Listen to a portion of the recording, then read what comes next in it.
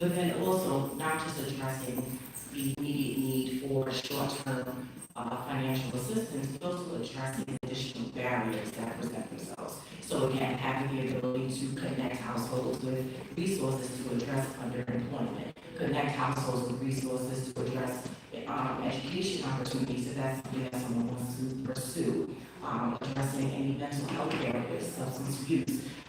There's a variety of additional issues that our households are facing and dealing with on a day-to-day basis. And we are seeing every day now the long-lasting impact of the pandemic. I can say, kind of going a little with my own script, but I can say that within my portfolio, not just with the home-based programming, but even my veteran programming, we're seeing households come in with excessive arrears. And so we have to pivot the way in which we approach how we and I think that with the Home for Good model, approaching it with a more holistic approach, understanding that there's more than just the short-term resolution of cutting a check to address the arrears, but what can we do to ensure that you do not fall back into the situation again?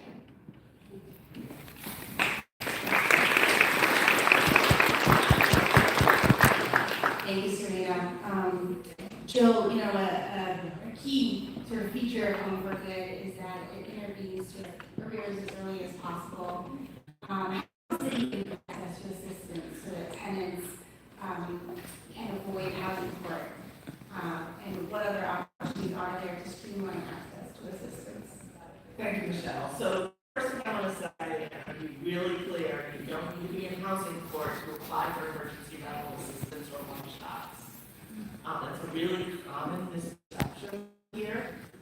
We recently partnered with HPD on a campaign to try to raise awareness among tenants that you do not need to be in housing court to apply for emergency rental assistance. It's in everybody's best interest that people who are eligible apply earlier on in the process. It's great for families, households to avoid the trauma of housing court, as I said earlier, and it's cheaper for the city to intervene earlier, pay rent arrears earlier, to avoid the cost of providing representation in housing court. And we've comes in the Benefits Access Center for hours. You often have to come back multiple times to provide additional information. We made that process better. And we've also made improvements internally in recognizing rental arrears are higher. We've all seen that. We've seen the data. We're seeing it ourselves. So in 2023, we implemented new criteria to allow the frontline workers to approve higher amounts of arrears and for longer periods of time without having to refer it to another department in our agency. So really reducing the number of touches.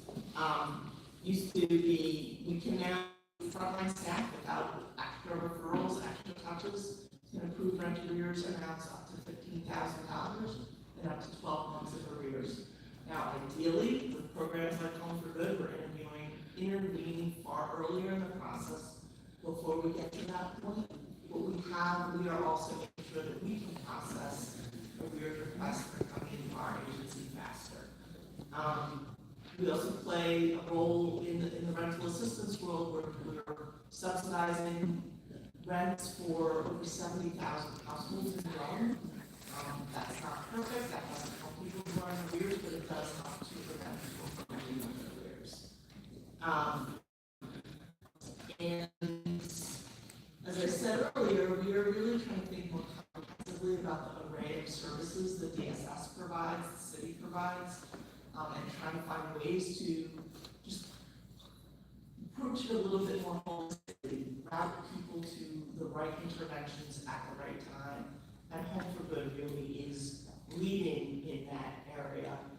We're really looking forward to learning more about the results of the program, seeing the evaluation results, and seeing how we can work from that ourselves. Thank you. Thank you.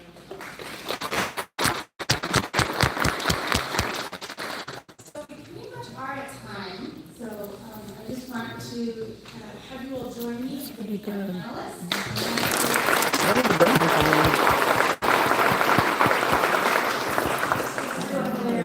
Today, but also their